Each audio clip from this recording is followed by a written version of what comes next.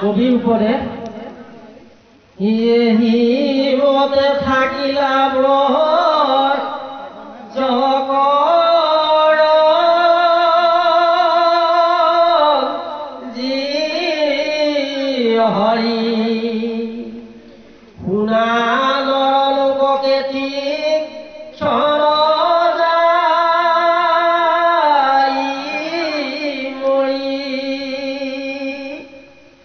চুলে ধৰি আছে কালে নাহিকে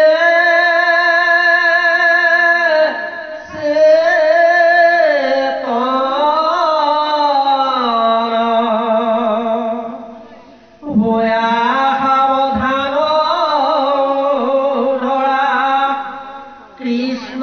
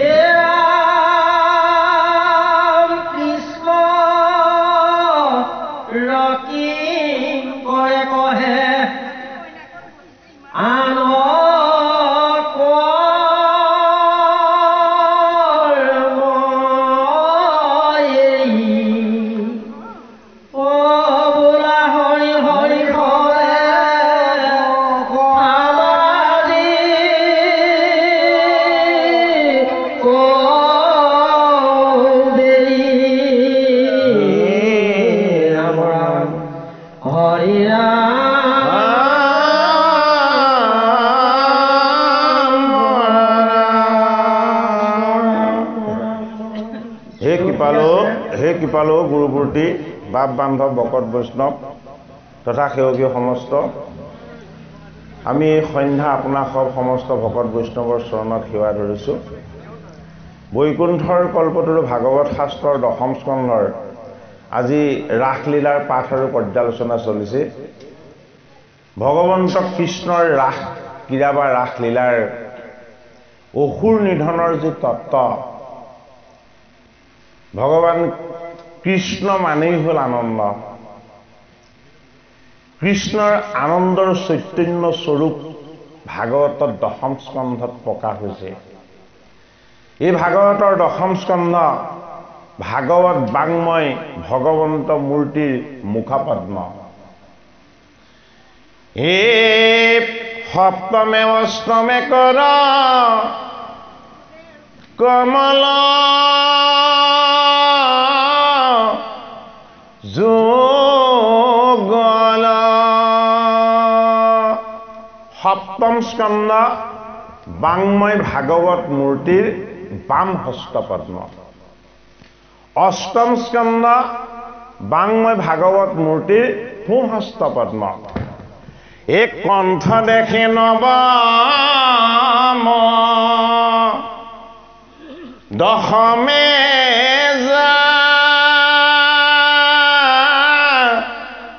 ৰতুণ্ড। এই একাদশে ললা তনা দশে ভৈ লমুন।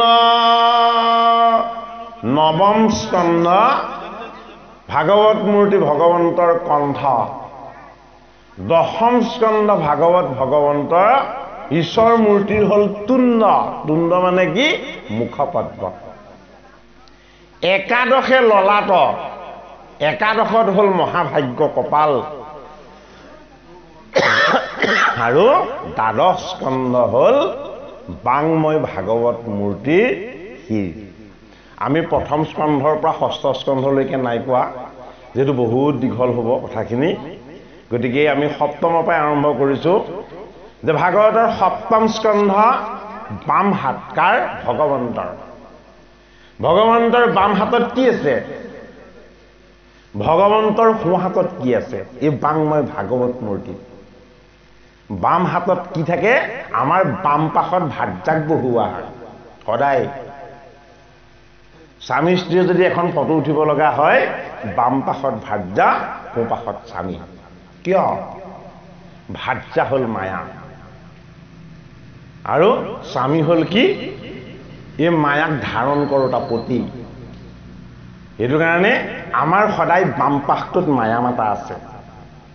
সেইটো কাৰণে আমি ভাগৱত গীতা আদি অনুষ্ঠানৰ ব্যতিৰেকে যদি বেলেগত থাকোঁ, তেতিয়াহ'লে আমাৰ পুত্ৰ কন্যা পৰিবাৰ এই সকললৈ মনটো গৈ থাকে। অৰ্থাৎ আমাক বাম পাশত হৰিয়ে মায়া দি পঠিয়াইছে। আৰু ভগৱন্তই বাম পাশত কি লৈছে? ভগৱন্তই বাম পাশত লৈছে ভাগৱত ভগৱন্তৰ সপ্তম স্কন্ধ। এতিয়া সপ্তম স্কন্ধত কি আছে? সপ্তম স্কন্ধত আছে নৰসিংহ ৰূপ, জগতৰ হৰি, অতি ভয় লগা।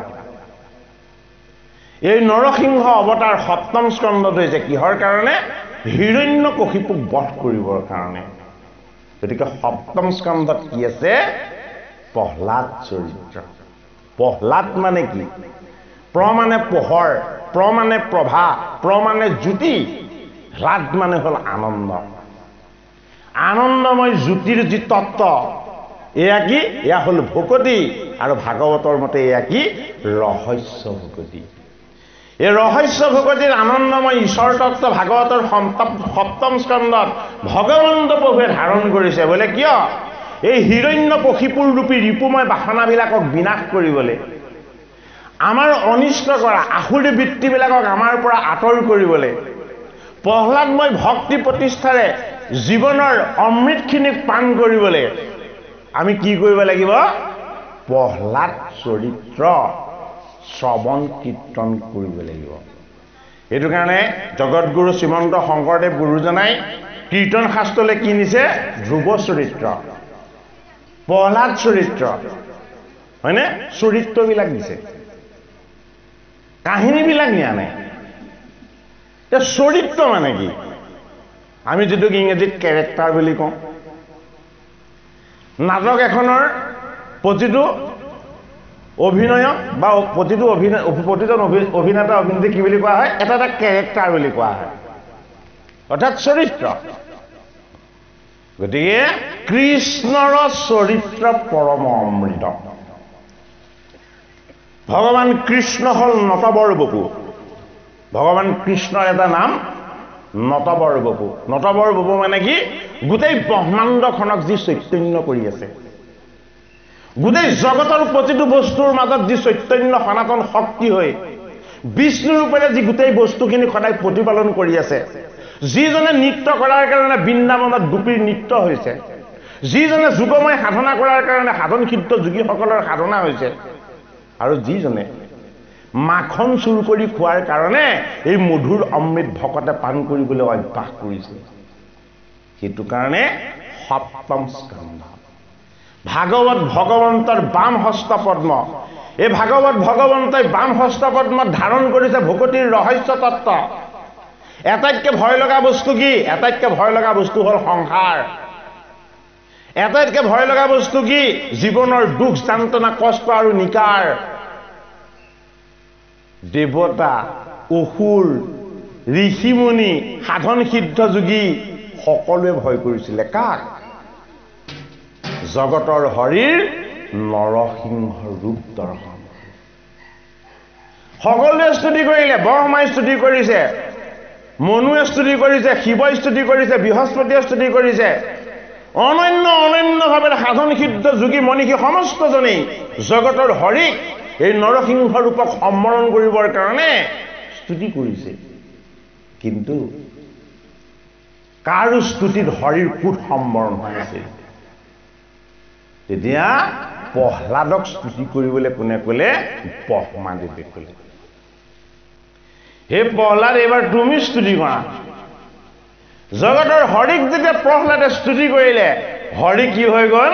হৰিয়ে প্ৰহ্লাদৰ শিৰত হাত থৈ জগতৰ হৰিয়ে প্ৰহ্লাদক ক'লে, হেৰৌ প্ৰহ্লাদ, মই তোৰ স্তুতিত, মই তোৰ ভক্তিত সন্তুষ্ট হৈছো। ভাগৱতৰ সপ্তম স্কন্ধই দেখাইছে প্ৰহ্লাদ স্বৰূপ আনন্দময় ভক্তিৰে সৈতে ভগৱন্ত প্ৰভুক যদি আমি স্তুতি আৰু উপাসনা কৰোঁ, তেতিয়াহ'লে ভগৱন্ত প্ৰভু সন্তুষ্ট হ'ব। ভগৱন্ত যদিও বিৰাট ৰূপ, সংহাৰ ৰূপ, কাল ৰূপ, এই ৰূপলৈ আৰু ভয় ভীতি নাথাকিব। সমস্ত জীৱনৰ ভয় ভীতি দূৰ কৰিব পৰাৰ শক্তি আৰু সামৰ্থ্য ভগৱন্ত কৃষ্ণৰ একান্ত ভকতিত আছে। সেইটো কাৰণে ভকতিতকৈ শ্ৰেষ্ঠ বস্তু জগতত একো নাই। এই ভকতিৰ আনন্দময় তত্ত্বই হ'ল প্ৰহ্লাদ চৰিত্ৰ। ভকতি ঈশ্বৰক কৰিবলৈ হ'লে আমাৰ জীৱন ধাৰাটো কিমান সুন্দৰ, কিমান নিয়ম নিষ্ঠাৰে পালন কৰি ল'ব লগা হ'ব লাগে, এইখিনি ক'ত দেখালে? অষ্টম স্কন্ধত দেখাইছে। গতিকে বাম হাতত ভক্তি, সোঁ হাতত ঈশ্বৰীয় কৰ্ম। ঈশ্বৰীয় কৰ্ম কৰোঁতে আমাৰ প্ৰথম বাধা কি? ভাগৱতৰ অষ্টম স্কন্ধত প্ৰথম আৰম্ভণি দিছে কি? গ্ৰাস গজেন্দ্ৰ উপাখ্যান, যিটোক আমি গজেন্দ্ৰ উপাখ্যান বুলি কওঁ। অৰ্থাৎ গজেন্দ্ৰ মানে হ'ল অহংকাৰ। অহংকাৰ সদায় অবিদ্যাৰ পৰা উৎপত্তি হয়। এই অহংকাৰ ৰূপী অবিদ্যা যেতিয়ালৈকে আঁতৰ নহ'ব, তেতিয়ালৈকে ভগৱন্ত প্ৰভুৰ কৃপা লাভ কৰিব পৰা নেযাব। এইটো কাৰণে প্ৰথম অষ্টম স্কন্ধত দিছে গজেন্দ্ৰ উপাখ্যান বা গজেন্দ্ৰৰ মুখ্য তত্ত্ব। হস্তি ৰূপেৰে জন্ম লৈ হৰিক স্তুতি কৰি গজেন্দ্ৰই চতুৰ্ভুজ ৰূপত, পাৰিষদ ৰূপত বৈকুণ্ঠ ধামলৈ যোৱাৰ যিটো ৰাস্তা, এই ৰাস্তা ভাগৱতৰ অষ্টম স্কন্ধত দেখুওৱা হৈছে। গতিকে আমাৰ লগত তিনি গুণময় অহংকাৰ জন্মসূত্ৰে লাগি আহিছে। এই জন্মসূত্ৰে লাগি অহা অহংকাৰবিলাক আমাৰ কাৰণে বিকাৰ, আমাৰ কাৰণে নিকাৰ, আমাৰ কাৰণে দুখ, আমাৰ কাৰণে কষ্ট, আৰু আমাৰ জীৱনৰ কাৰণে এয়াই হ'ল যান্ত্ৰণা। এই জীৱনৰ যান্ত্ৰণাবিলাকৰ পৰা আমি উদ্ধাৰ হ'বৰ কাৰণে আমাৰ গজেন্দ্ৰ স্বৰূপ অহংকাৰটোক আমি আঁতৰ কৰিবলৈ হ'লে আমি কি কৰিব লাগিব? হয়, আমি গাহৰ মুখৰ পৰা মুক্ত হ'ব লাগিব। গজেন্দ্ৰ মানে অহংকাৰ। অহংকাৰৰ পৰা সদায় উৎপত্তি হয় পাপ। এই পাপেই হ'ল গ্ৰাস। সেইটো কাৰণে অহংকাৰতকৈ শক্তিশালী অহংকাৰৰ পৰা উৎপত্তি হোৱা পাপটো। এইটো কাৰণে গ্ৰাসে ধৰিছে কাক? গজেন্দ্ৰ। এই গ্ৰাস আৰু গজেন্দ্ৰ দুইটাকেই হ্ৰদৰ পৰা উঠাই আনি শক্তিমন্ত চক্ৰৰ সৈতে গ্ৰাসৰ মুখখন ছেদ কৰি এই গজেন্দ্ৰক উদ্ধাৰ কৰিছে কোনে? জগতৰ হৰি দৈৱকী নন্দন কৃষ্ণ গৰুৰ কেতিয়া। ভাগৱতৰ অষ্টম স্কন্ধৰ প্ৰথম তত্ত্ব গ্ৰাস গজেন্দ্ৰ উপাখ্যান। দ্বিতীয় তত্ত্ব কি দিছে? অমৃত মন্থন বা সমুদ্ৰ মন্থন। এই গজেন্দ্ৰৰূপী অহংকাৰ দূৰ হৈ গ্ৰাসৰূপী পাপৰ পৰা যদি মুক্ত হৈ পাৰিষদস্বৰূপ ভকতৰ তত্ত্বৰ লগত যদি আমি এক হ'ব পাৰোঁ, তেতিয়াহ'লে অমৃত মন্থনৰ ৰাস্তাটো খোল খাব। সেইটো কাৰণে 2 নম্বৰতে দিছে কি? সমুদ্ৰ মন্থন, অমৃত মন্থন। অমৃত মন্থন কৰিবৰ কাৰণে দুটা শক্তিক প্ৰয়োগ কৰি দেখুওৱা হৈছে। এটা হ'ল দৈত্য, অন্যটো হ'ল দেৱতা। আমাৰ লগত থকা দুটা শক্তি, এটা হ'ল আসুৰী শক্তি, এটা হ'ল দৈব্য শক্তি। আসুৰী শক্তিটো দেহৰ, সেইটো কাৰণে সেয়া দৈত্য। দৈব্য শক্তিটো মনৰ, সেইটো কাৰণে হ'ল দেৱতা। মন আৰু দেহ দুই এক নহ'লে অমৃত মন্থন নহ'ব। সেইটো কাৰণে কায় বাক্য মন এক কৰি ভগৱন্ত কৃষ্ণ অমৃত আমি মন্থন কৰিবলৈ আমি যত্ন কৰিব লাগিব। ভাগৱতৰ অষ্টম স্কন্ধত অমৃত মন্থনৰ পাতত দিছে কি? বলি চলন। বল আৰু বীৰ্যৰে আমি প্ৰত্যেকে একোজন দৈত্যৰ দৰে বলি যায়, হয়নে? আমি সদায় দি পেলাই যশ গুণ আৰু খ্যাতি আহৰণ কৰিব বিচাৰোঁ। সেইদিনাখন দান ভিক্ষু হৈ আহিলে কোন? জগতৰ হৰি বামন প্ৰভু। কি ৰূপত আহিছে? বলিৰ বিৰাট ৰূপ, ডাঙৰ ৰূপ, ৰাজসিক ৰজাৰ ৰূপ। আৰু ঈশ্বৰৰ কি ৰূপ? ক্ষুদ্ৰ ৰূপ, কপট ৰূপ, বামন ৰূপ, বটু ৰূপ। এই বটু ৰূপত, শিশু ৰূপত, বামন ৰূপত হোৱা জগতৰ হৰিয়ে এই বলিক চলনা কৰি 3 পদ লোৱাৰ চলেৰে সমস্তখিনি কাঢ়ি ল'লে।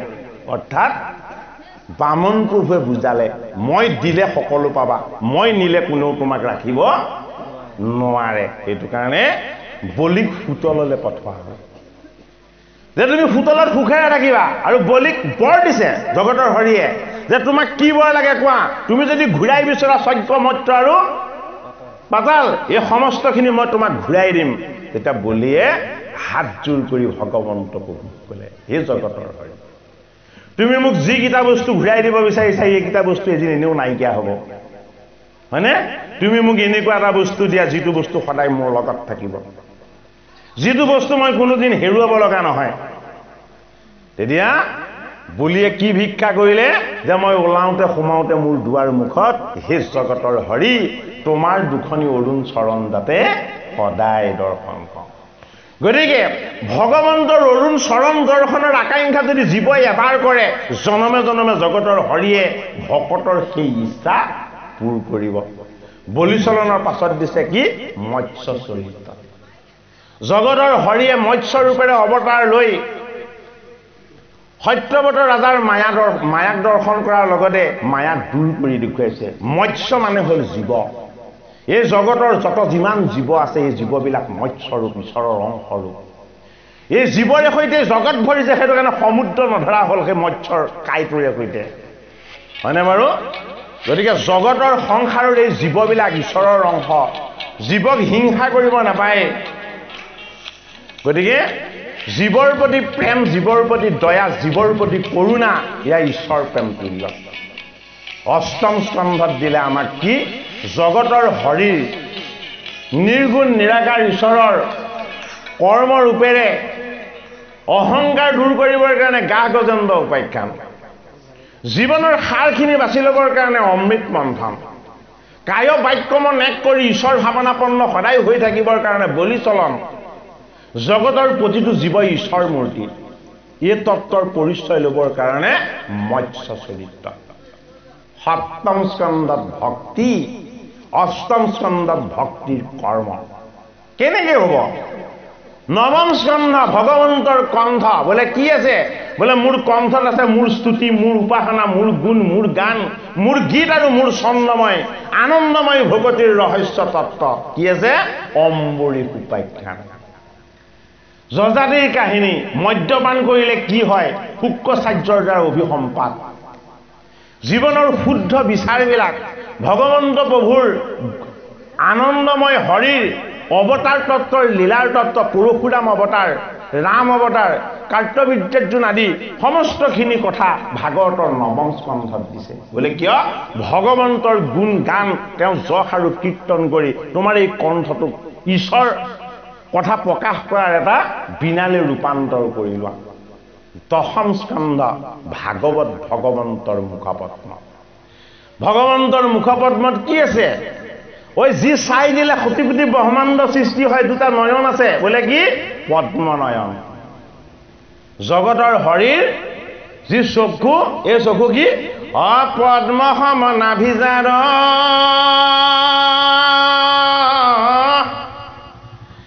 প্ৰণাম বাৰ বাৰ এ নম পদ্ম দিব্যমালা ধাৰী এ নম পদ্ম সমনেত্ৰ পদ জাৰ শতপত্ৰ অনমো ভগতৰ ভয় হানি।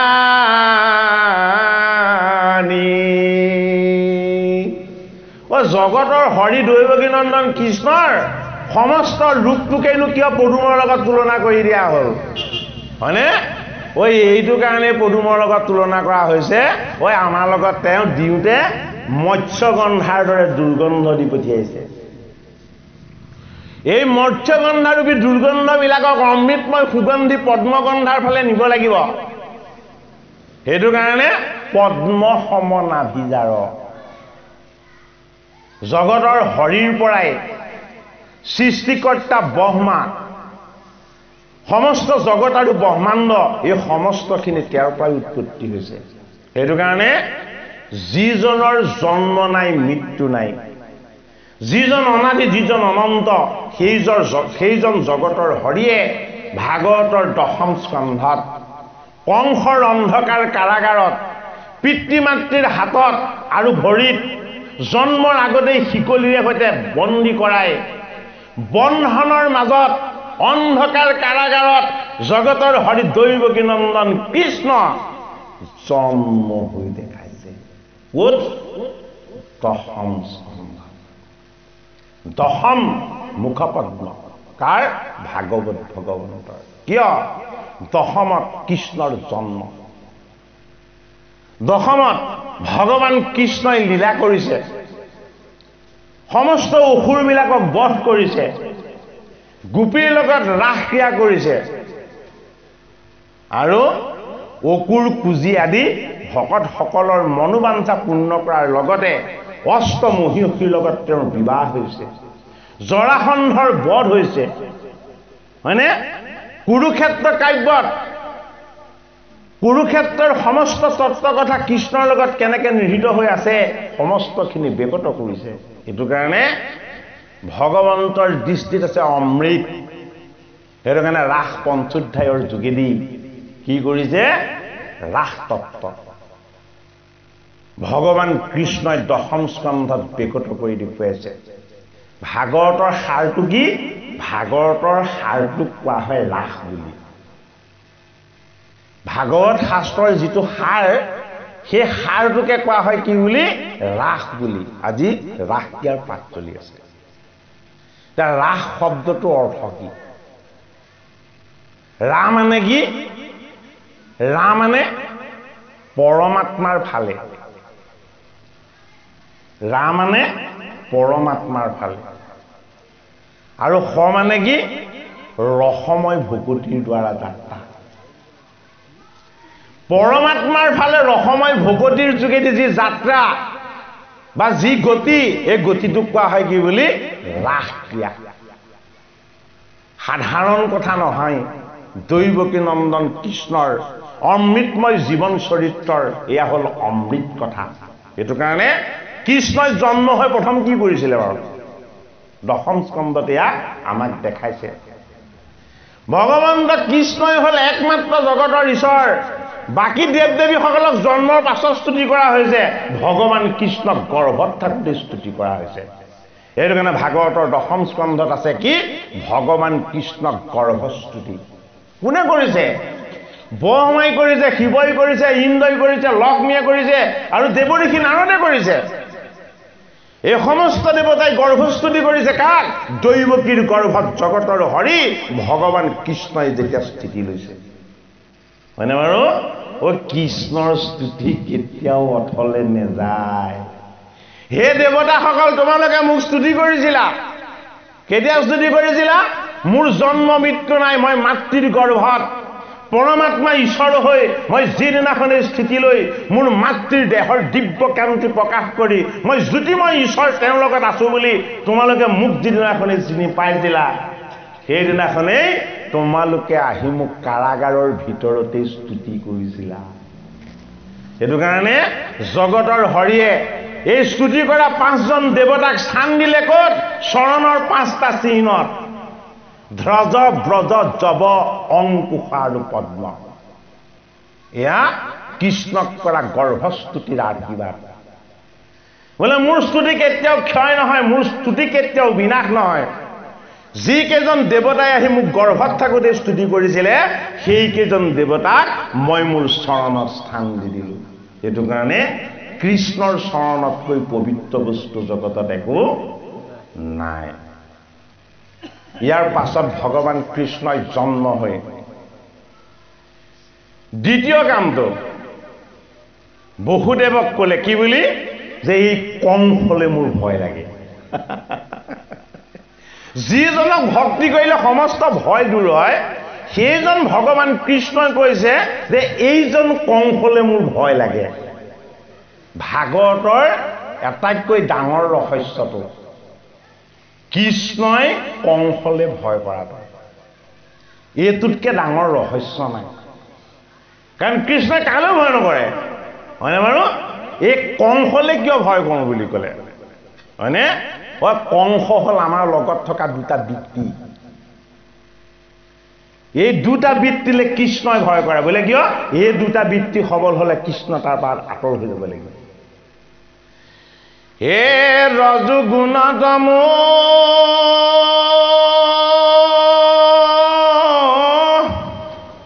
গুণময় বিত্ৰী,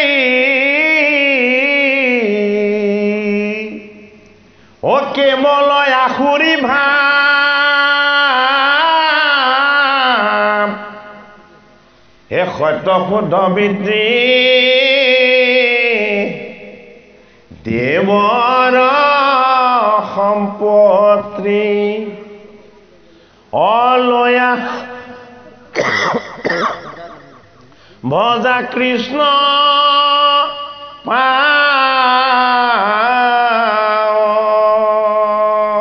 কংস মামালে কৃষ্ণই ভয় কৰা। বোলে কিয়?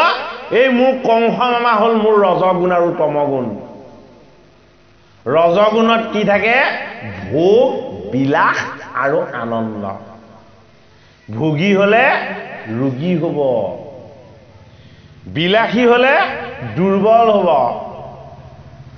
হয়নে? আৰু বেছি আনন্দ কৰিলে তাৰ পাছতে কান্দিবলৈ আৰম্ভ কৰিব লাগিব। সেইটো কাৰণে কৃষ্ণৰ সাৱধান মানি জীৱনত বেছি বাহ্যিকমুখী আনন্দৰ ভাগ নোলোৱা। আচল আনন্দ ক'ত আছে?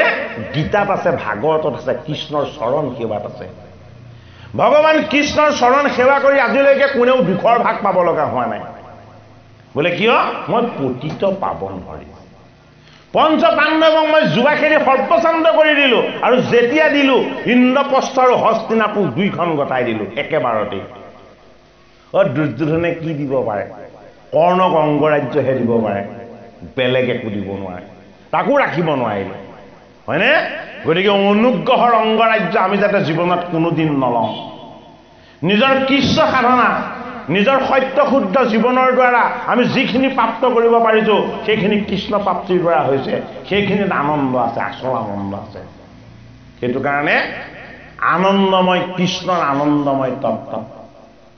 কৃষ্ণৰ জন্ম ৰহস্য ক'ত? কংসৰ কাৰাগাৰত। এই জীৱনটোৱে কাৰাগাৰত সোমাই গ'ল যিদিনাখন আমি জন্ম হ'লো। এহাতত মোহ আৰু এহাতত মায়া, দুমুঠি বিপদ আমি লগত লৈ আহিলোঁ। এই দুই মুঠি বিপদ আৰু দুৰ্যোগ লগত লৈ আহি গোটেই জীৱনটো কেৱল কান্দিবলৈ আৰম্ভ কৰিছোঁ। বোলে কি ইটোও নহ'ল, সিটোও নহ'ল, ইটোও নাপালোঁ, সিটোও নাপালোঁ, হাই হাই হাই, খাই খাই খাই। এয়াই আমাৰ জীৱন নহয় জানো? এই দুমুঠিত লৈ অহা মায়া আৰু মোহ, এই মায়া আৰু মোহৰ বন্ধন কাৰ হাতত পৰি গ'ল? কৃষ্ণৰ পিতৃ বসুদেৱ, কৃষ্ণৰ মাতৃ দৈৱকী, দুইজনৰ হাত আৰু ভৰিত শিকলি লাগি গ'ল। কোনে লগালে? কংসই লগালে। কংস মানে ৰজগুণ। এই ৰজগুণী বিবাহখনে কাল হ'ল বসুদেৱ আৰু দৈৱকী। ৰজগুণী বিবাহৰ কাৰণে কি হৈ গ'ল? কংসৰ কাৰাগাৰত সোমাব লগা হ'ল। এই জীৱনৰ যান্ত্ৰণা দুখবিলাক কংসৰ কাৰাগাৰত 6টা সন্তান হেৰুৱাই বসুদেৱ আৰু দৈৱকীয়ে অনুভৱ কৰিব পাৰিলে। বোলে কি এই জীৱনৰ দুখটোৱে আচল সত্য, সুখটো সত্য নহয়। গতিকে ভাগৱত শাস্ত্ৰই কৈছে সুখ আৰু দুখক সমজ্ঞান কৰা। সুখ আৰু দুখক যেতিয়ালৈকে সমজ্ঞান কৰিব নোৱাৰিব তেতিয়ালৈকে ভকত হ'ব নোৱাৰিব। বোলে কি মোৰ পিতৃ আৰু মাতৃও 6টা সন্তান হেৰুৱাৰ পাছত 7 নম্বৰ সন্তানটো কিন্তু গৰ্ভতেই নাইকিয়া হ'ল। কি হ'ল? জগতৰ হৰিয়ে যোগ নিদ্ৰাৰ দ্বাৰা গৰ্ভ হৰণ কৰি নি ৰোহিণীৰ গৰ্ভত দি দিছে। আৰু ৰোহিণীয়ে আচৰিত হৈছে, বোলে মইতো গৰ্ভৱতী নাছিলোঁ, কিন্তু মোৰ গৰ্ভত এতিয়া 7মহীয়া সন্তানটো ক'ৰ পৰা হ'ল? জগতৰ হৰিয়ে যি কৰে সেয়া বেলেগে কৰিব নোৱাৰে। তেওঁ বুজাই দিছে, মই আহিম কৃষ্ণ হৈ, তাৰ আগতেই মই মোৰ শক্তি আৰু সামৰ্থ্য দেখুৱাই দিছোঁ। দৈৱকীৰ গৰ্ভক মই হৰণ কৰি ৰোহিণীৰ গৰ্ভত প্ৰতিষ্ঠা কৰি দিছোঁ। এয়া কেৱল কৃষ্ণই কৰিব পাৰে, বেলেগে কেতিয়াও কৰিব নোৱাৰে। কংসৰ কাৰাগাৰৰ পৰা মুক্ত কৰি ঈশ্বৰ কৃষ্ণকো ৰক্ষা কৰাৰ যি হেঁপাহ ভাগৱতৰ 10ম স্কন্ধত দেখাইছে। বোলে কি মোৰ নাম সাধাৰণ বস্তু নহয়, মোৰ নাম অনন্ত, মোৰ নাম ৰাম, মোৰ নামেই হ'ল বল আৰু বীৰ্য। বোলে কি বসুদেৱ দৈৱকীয়ে ভয় কৰি কৰি লৈছিলে। ৰোহিণীৰ গৰ্ভত যেতিয়াই মই প্ৰতিষ্ঠা হৈ গ'লো, ৰোহিণীয়ে আকাশ ভেদ কৰি মোৰ নাম কীৰ্তন কৰিবলৈ ল'লে। হে জগতৰ হৰি, হে জগতৰ হৰি, মোৰ গৰ্ভত সন্তানৰ চিনেই নাছিলে, তোমাৰ অনন্ত মহিমা, তুমি মোৰ গৰ্ভত আহি স্থিতি লৈ ল'লা। গতিকে নামৰ সমান মহিমাযুক্ত বস্তু, নামৰ সমান শক্তিযুক্ত তত্ত্ব এই জগতত একো নাই। এই ৰাম নাম আৰু জগতৰ হৰিৰ বলৰাম স্বৰূপ অৱতাৰ ৰোহিণীৰ গৰ্ভত লোৱাৰ পাছত ভগৱান কৃষ্ণই কংসৰ কাৰাগাৰত জন্ম লৈ আকাশত দেখা দিছে। চতুৰ্ভুজ ৰূপত বসুদেৱ আৰু দৈৱকীক দেখা দিছে। আৰু বসুদেৱে স্তুতি কৰি কৈছে কি বুলি? যে শংখ চক্ৰ গদা পদ্ম ঢাকা নাৰায়ণ। এইটো ৰূপেৰে তুমি মোৰ পুত্ৰ হ'ব নোৱাৰিবা। এইটো তোমাৰ ঈশ্বৰ ৰূপ, আনন্দ ৰূপ, অখণ্ডিত ঈশ্বৰৰ তত্ত্বৰূপ। গতিকে মোৰ কোলাত তুমি এটি সাধাৰণ শিশু হৈ দিব লাগিব। আৰু কি হ'ল? জগতৰ গোসাঁয়ে দৈৱকীৰ কোলাত এটি শিশুৰ ৰূপ ল'লে। ৰূপ লৈ ক'লে মই ইয়াত নাথাকোঁ, কংসলে মোৰ ভয় লাগে, হে বসুদেৱ মোক ইয়াৰ পৰা লৈ যোৱা। কৃষ্ণৰ তত্ত্ব ৰাসক্ৰিয়া, ৰসৰ সাৰ। এই ৰসৰ সাৰটোক আমি হৃদয়ংগম কৰিব লাগিব। 10ম স্কন্ধ ভাগৱত ভগৱন্তৰ মুখপদ্ম, যি মুখপদ্ম দৰ্শন কৰিলে জীৱৰ কোটি কোটি জনমৰ সমস্ত পাপৰ কবলৰ পৰা জীৱবিলাক মুক্ত হৈ যাব পাৰে। সি আনন্দময় তত্ত্ব। সেইটো কাৰণে বসুদেৱে শিৰত এটা পাচি ল'লে। এই পাচিটো প্ৰতীক। আমাৰ মূৰত এটা পাচি সদায় আছে, আমি হাত দি তাক চুব নালাগে। কিহৰ পাচি? সংসাৰৰ বোজাৰ পাচি। আছেনে নাই? এই সংসাৰৰ বোজাখনৰ পাচিটো আমাৰ শিৰত আছেনে নাই? বসুদেৱক কৈছে 6টা সন্তানক হেৰুৱালা, 7 নম্বৰটোক বিচাৰি নাপালা, 8 নম্বৰটো হৈ মই আহিছোঁ। এইবাৰ শিৰত কেৱল মোক স্থান দিয়া, বেলেগ একো বস্তুক স্থান নিদিবা। সেইটো কাৰণে যিটো পাচিত কেৱল কৃষ্ণ হয়, যিটো পাচিত কেৱল কৃষ্ণই স্থান লয়, সেই পাচিটোৰ নাম হ'ল বসুদেৱৰ ভক্তি আৰু বৃত্তি প্ৰতিষ্ঠাৰ পাচি। কি হ'ল? যেতিয়াই কৃষ্ণক ক্ষীৰত লৈ ল'লে, বসুদেৱে যেতিয়াই দুৱাৰ খুলি ওলাবলৈ আৰম্ভ কৰিলে সন্মুখত দেখিলে এটা চিগাল। চিগালটোৱে কি কৰিছে? ৰাম কৃষ্ণ হৰি ৰাম কৃষ্ণ হৰি ৰাম কৃষ্ণ হৰি নাম লৈছে। বসুদেৱ আচৰিত। চিগালেও ৰাম কৃষ্ণ হৰি নাম লয়? এইটো কেনেকুৱা কথা হয়নে? চিগাল মানে হ'ল বুদ্ধিৰ চাতুৰ্যতা। চিগাল মানে হ'ল ৰহস্য তত্ত্ব। জগতৰ হৰিৰ ৰহস্যটো লুকাই আছে তেওঁৰ নামত। এইটো কাৰণে নাম আগত হ'ব, ভকত পাছত থাকিব। নামতকে আগ কোনো হ'ব নোৱাৰে। এইটো কাৰণে এই চিগালে বাট দেখুৱালে। আৰু যেতিয়া যমুনা পাই গ'ল, যমুনা বহুত দ, যমুনা উঠলি আছে। যমুনাক দেখি বসুদেৱে ভয় কৰিছে। আৰু কৃষ্ণই কি কৰিছে? কৃষ্ণই হাঁহিছে। বোলে কিয়? মই শিৰত থাকিলে যমুনা বাম হৈ দিব লাগিব। যমুনা কি? যমুনা জীৱন। যমুনা কি? জীৱনৰ মায়া। এই জীৱনৰ মায়াবিলাক বৰ ভয় লগা বস্তু। এই জীৱনৰ মায়ালে সকলোৱে ভয় কৰাটো উচিত। যদি শিৰত কৃষ্ণ থাকে, চৈতন্য চেতনা ঈশ্বৰ কৃষ্ণ থাকে, এই মায়াৰূপী যমুনা বাম হ'বলৈ বাধ্য হ'ব। যমুনা বাম হৈ দিলে। কি কৰিলে? যমুনা উঠলি উঠিছে। বসুদেৱৰ শিৰত থকা কৃষ্ণৰ চৰণক যদি কেনেবাকে এবাৰ যমুনাই স্পৰ্শ কৰি দিব পাৰে, এই যমুনা ৰূপেৰে জন্ম লোৱা যমুনাৰ জীৱন ধন্য হৈ যাব। কি হৈ গ'ল? অনন্ত নাগে আহি পঞ্চমুখ লৈ জগতৰ হৰি কৃষ্ণ কাস্বাদন কৰিলে। লগে লগে যমুনা উঠলি উঠিলে নাগৰ লগত। এই যমুনাই যেতিয়াই কৃষ্ণৰ চৰণ স্পৰ্শ কৰি দিলে, সেইদিনাখনৰ পৰা যমুনাৰ নাম কালিন্দী হৈ থাকিলে। অৰ্থাৎ জীৱনৰ মায়াবিলাকে কৃষ্ণৰ চৰণ স্পৰ্শ কৰিব পাৰিব লাগিব। মায়া ভৱ নদী। মায়া ভয় লগা বস্তু। মায়া জগতৰ হৰিৰ জীৱৰ প্ৰকাশ। সেইটো কাৰণে মায়াৰ মাজতেই মায়াপতি বিৰাজমান হৈ আছে, আমাক বুজাইছে। এই ভৰা যমুনা জগতৰ হৰি কৃষ্ণই যেতিয়াই বসুদেৱৰ শিৰত উঠি যেতিয়াই পাৰ হৈ গ'ল, নন্দৰ গৃহত যশোদা মাতাই নন্দক কৈছে যে মোৰ এটি কন্যা সন্তান হৈছে। ভাগৱতৰ দশম স্কন্ধত আছে আকৌ বসুদেৱৰ আৰু দৈৱকীৰ 8টি পুত্ৰৰ উপৰিও এগৰাকী কন্যা জন্ম হ'ল।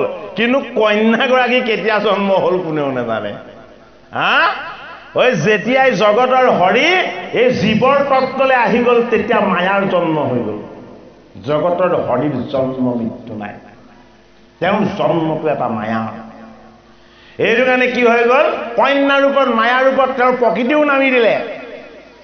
নন্দৰ গৃহত সেই কন্যাগৰাকীৰ জন্ম হ'ল। কাৰ কন্যা? বসুদেৱ আৰু দৈৱকীৰ কন্যা। আৰু কি হ'ল? কন্যাগৰাকী দেখি যশোদা মাতা আকৌ টোপনি গ'ল।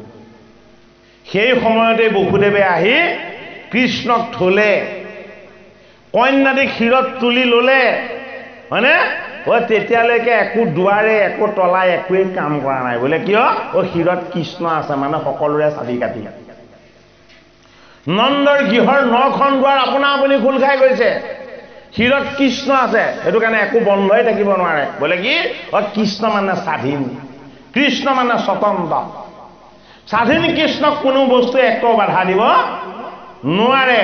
নন্দৰ গৃহত সোমাই বসুদেৱে পাছিৰ পৰা কৃষ্ণক নমাই এই যুগমায়াৰূপী যুগটোৰ মায়া, যুগটোৰ মোহ, যুগটোৰ বন্ধনবিলাকক যেতিয়াই শিৰত তুলি নন্দৰ গৃহৰ পৰা বাহিৰ হৈ দিলে, ইষত ইষত হাঁহি থকা কৃষ্ণই পৃথিৱী কপাই কান্দিবলৈ ল'লে। ক'ত কান্দিলে? মথুৰাত জন্ম হ'ল নেকান্দিলে, যমুনা পাৰ হ'ল নেকান্দিলে, নন্দৰ গৃহত কৃষ্ণ বস্তুক পাছিৰ পৰা নমাই কৃষ্ণৰ পিতৃ বসুদেৱে গোটেই যুগটোৰ মায়া আৰু মোহৰূপী এই যুগমায়াক যেতিয়াই শিৰত তুলি ল'লে, কৃষ্ণই হুৰা হুৰাৱে কান্দিবলৈ আৰম্ভ কৰিলে। বোলে কিয়? মোক শিৰত অনা বসুদেৱে এইবাৰ শিৰত যুগটোৰ মায়ামোহবিলাকক লৈ গৈছে। গতিকে এই মায়াৰ পৰাই উৎপত্তি হ'ল অসুৰবিলাক পুতনা চক্ৰ বা ৰগাসুৰ বকাসুৰ এই সমস্তবিলাক মায়াৰ ৰচনা জগতৰ হৰিৰ শক্তিৰ দ্বাৰা নিৰ্মাণ হৈছে এই অসুৰবিলাক এইটো কাৰণে জগতৰ হৰি কৃষ্ণইহে বধ কৰিব পাৰিব বেলেগে কেতিয়াও বধ কৰিব নোৱাৰে দশম স্কন্ধত ৰসৰ সাৰ কৃষ্ণ চৰিত্ৰ এই কৃষ্ণৰ অমৃতময় চৰিত্ৰৰ কথা শ্ৰৱণ কীৰ্তন আৰু মনন কৰিলে হৃষিকেশ কৃষ্ণ সন্তুষ্ট হয় বৈকুণ্ঠ ধামকো ত্যাগ কৰি যোগীৰ হৃদয়কো ত্যাগ কৰি জগতৰ হৰি সেই স্থানত আহি কি হয় বিৰাজমান হয় একান্ত ভকত সবে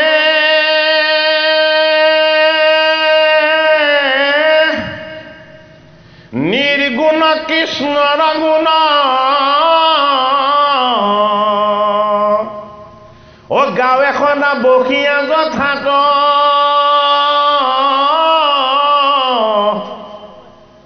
হে বৈকুণ্ঠকো পৰিহৰি যোগী ৰহি নয়নি অ থাকা হৰি সাক্ষাতে তো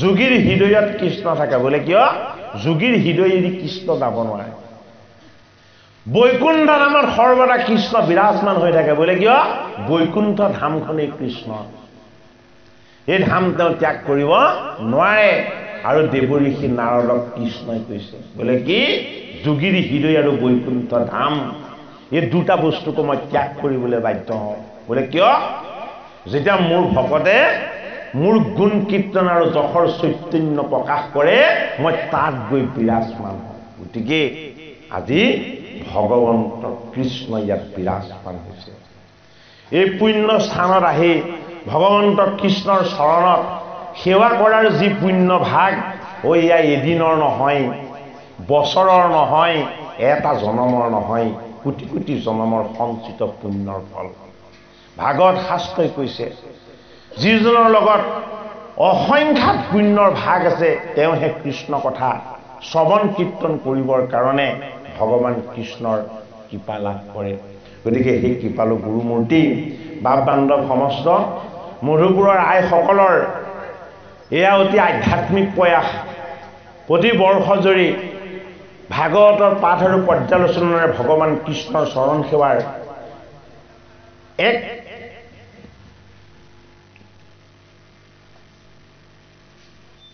কৰ্মসূচকভাৱে কৰি অহা ধাৰাবাহিক অনুষ্ঠান হয়নে বাৰু কি বছৰ এইটো তৃতীয় বৰ্ষত ভৰি দিছে গতিকে আপোনালোকৰ এই অনুষ্ঠান ভাগ বিৰামহীনভাৱে তৃতীয় বৰ্ষলৈকে চলিছে যে ভগৱন্ত কৃষ্ণই আপোনালোকক ইয়াতকৈ আৰু কি ডাঙৰ কৃপা কৰিব নহয়নে বাৰু ভগৱন্তৰ চৰণ সেৱাৰ অনুষ্ঠান বুলি ক'লেই এয়া ভগৱন্তৰ কৃপা দৃষ্টি বা তেওঁৰ অমৃত দৃষ্টি গতিকে আমি আপোনাক ভকত বৈষ্ণৱ উদ্যোক্তা সমস্তজনৰ চৰণত সেৱা জনাইছোঁ দশম স্কন্ধ ভাগৱত ভগৱন্তৰ মুখপদ্ম যিখন মুখপদ্ম ভগৱান কৃষ্ণৰ যি বাক্য ৰাখিলে বেদ হয় যি গীত গালে গীতা হয় যাৰ ভক্তিৰ ৰহস্য তত্ত্ব প্ৰকাশ হ'লে ভাগৱত হয় সেইজন ভগৱান কৃষ্ণৰ জন্ম কৰ্ম লীলাৰ চৰিত্ৰ হ'ল ভাগৱতৰ দশম স্কন্ধ এই দশম স্কন্ধত ভগৱান কৃষ্ণই জন্ম হৈ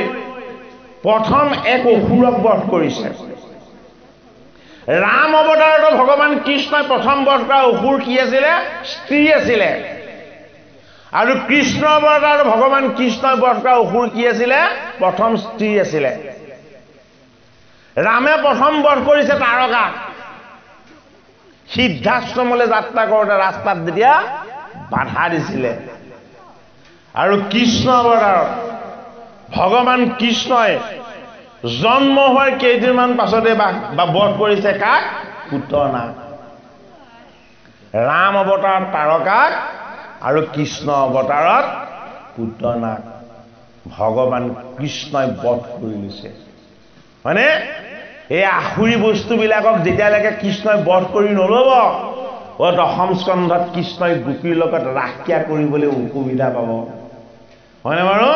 ৰাস ক্ৰীড়া কৰাৰ আগত, শৰতৰ পূৰ্ণিমা ৰচনা কৰাৰ আগত ভগৱান কৃষ্ণই পুতনা, চক্ৰবাত, অঘাসুৰ, বকাসুৰ, বোমাসুৰ এই সমস্ত অসুৰবিলাকক কি কৰিছে? বধ কৰি লৈছে। ঐ এইবিলাক অসুৰ বাহিৰত নাই, আমাৰ ভিতৰত আছে। এই ভিতৰত থকা অসুৰবিলাকক বধ কৰিবলৈ কৃষ্ণ লাগিব।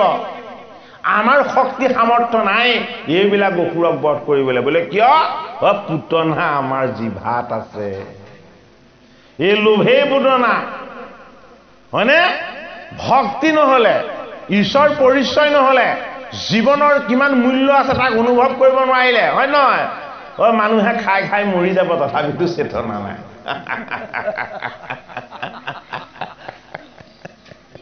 হয়নে বাৰু? খাওঁতে খাওঁতে মৃত্যুৱে হৈ যাবগে, তথাপিতো চেতনা নাই, হয়নে নহয়? এই জিভাত বহুৱাই থৈছে এই লোভৰ পুতনাজনীক। তাই কাইটো প্ৰথম বৰ সুন্দৰ আছিলে, সুন্দৰী আছিলে। কৃষ্ণক কোলাত লৈ যেতিয়া স্তনপান কৰাবলৈ ললে, হয় তেতিয়া ভয়ানক এজনী ৰাক্ষসী হৈ গ'ল, হয়নে নহয়? প্ৰথম টেষ্ট কৰিছিলে, তাৰপাছত ঘোৰ মদাহী হৈ গ'ল।